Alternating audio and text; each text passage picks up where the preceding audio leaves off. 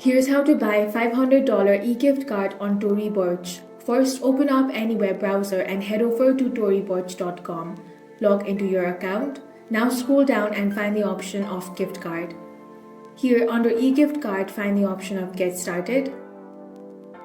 Now if the eGift card is for someone else, select that, then enter the recipient name. Now enter your name and click on send a digital card.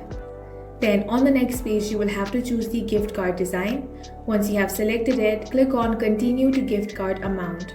Here select $500, then select the quantity and click on the add a message option. Enter your message over here, then click on where is it going. Now if you want to send it by email, enter your email address, enter it one more time to confirm. Now enter your delivery date, then click on add to cart. On this page, check out the order details. Now click on checkout.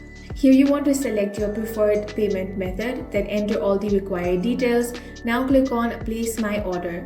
In this way, you can buy $500 eGift card on Tory Burch. If you found this video useful, make sure to hit the like button and subscribe for more videos like this.